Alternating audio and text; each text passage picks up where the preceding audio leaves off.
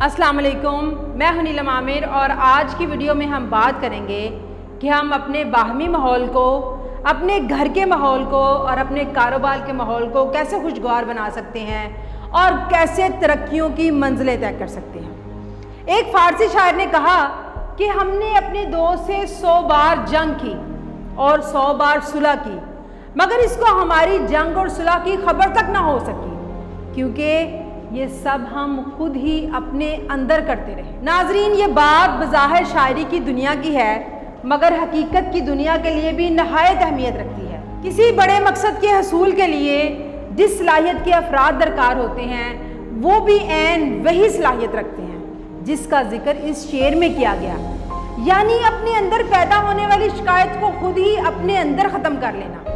Video में आगे बढ़ने से पहले मेरी आपसे रिक्वेस्ट है कि अगर आप मेरे चैनल पर नए हैं तो मेरे चैनल को सब्सक्राइब करें और साथ मौजूद बेल आइकन को भी प्रेस करें ताकि आपको हर नई वीडियो का नोटिफिकेशन मिलता रहे। और अगर आपको वीडियो अच्छी लगे तो थम्स अप दें और दूसरों के साथ शेयर करें। कोई भी बड़ा मकसद कोई शख्स तनहा हासिल नहीं कर सकता।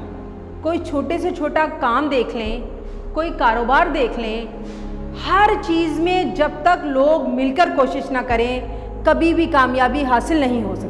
आप एक छोटी सी मिसाल ले लें, आप तामीराती काम को देखें, जब तक मजदूर, मिस्त्री और उसके मुतल्लिका तमाम लोग मिलकर काम ना करें, ये मुमकिन ही नहीं कि घर अपनी तकमील को पहुंच सके। यानी हर छोटे बड़े मकसद के लिए बहुत से आदमियों की मुतहदा कोशिश ज़रूरी है।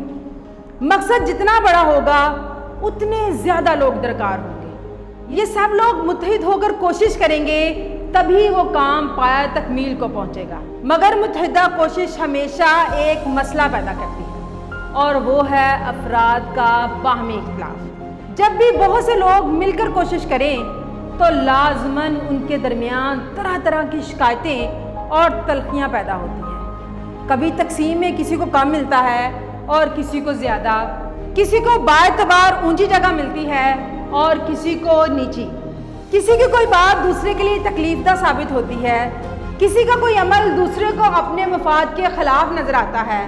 गर्ज़ बार बार एक दूसरे के दरमियान ऐसी बातें होती हैं जो आपस में तलखी पैदा करें, जो एक दूसरे के ख़िलाफ़ गुस्सा, हसद, इंतकाम और अदावत में मुब्तला कर दें। ये मामला सिर्फ कारोबार तक महदूद नहीं, घर के मामलात हों, रिश्तेदारी हो, दोस्ती हो, शराकतदारी हो या मुलाजमत, हर बाहमी ताल्लुक में ये सूरत हाल पैदा होती है। ऐसे मौके पर काबिल अमल हल सिर्फ एक है, सिर्फ एक तरीका है कि आप अपना मकसद भी हासिल कर लें और सब लोग इख्तिलाफात को ख़त्म करके हंसी खुशी टीम वर्क के फार्मूले से काम करें। और वो ये है कि आदमी खुद इस्लाही मशीन बन जाए, वो अपने अंदर पैदा होने वाले हैजान को खुद ही ठंडा कर ले और अपनी शिकायत को खुद ही अपने अंदर रफा कर ले। इस खुद इस्लाही काम की बड़ी खूबसूरत मिसाल हमें अपनी तारीख में भी मिलती है।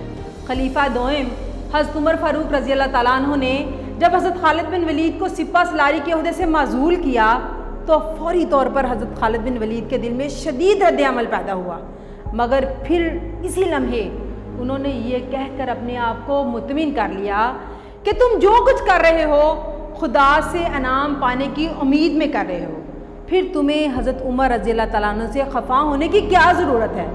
उन्होंने सैयदना उमर रज़ी अल्लाह तआला अन्हु से शिकायत करने के बजाय अपनी इस्लाह खुद कर ली। इसलिए आप किसी भी जगह पे हों, आप छोटे कारोबार को चला रहे हों, आप बड़े काम कर रहे हों, आपको खुशी के लिए सिर्फ एक काम करना है और वो है खुद इस्लाही। जब भी कोई ऐसी सूरत हाल पैदा हो जिसमें आपके दिल में शिकायत आए, आपके दिल में शिकवा आए, आपके दिल में गिला आए, तो अपने आप को बड़ा करें। इस शिकवे को, इस गिले को, इस शिकायत को अपने अंदर ही दफन कर लें और अपने आप को दुनिया के नफ़े और नुकसान से हटाकर अल्लाह से पाने की उम्मीद करें और ख़ुद को हज़रत खालिद बिन वलीद की तरह समझाएं कि आप जो भी काम कर रहे हैं आप तो अपने रब को राज़ी करने के लिए कर रहे हैं। अगर आपको दुनिया में वक्ती तौर पर फ़ायदा नहीं मिल रहा तो ज़रूर आपको अल्लाह ताला की तरफ से इसका बड़ा इनाम मिलेगा। यही वो सूरत हाल है जिसमें हम अच्छे से काम भी कर सकते हैं, اپنے ماحول کو بہتر بھی بنا سکتے ہیں اور اپنی زندگی کو ہنسی خوشی گزار دے سکتے ہیں۔ فی امان اللہ۔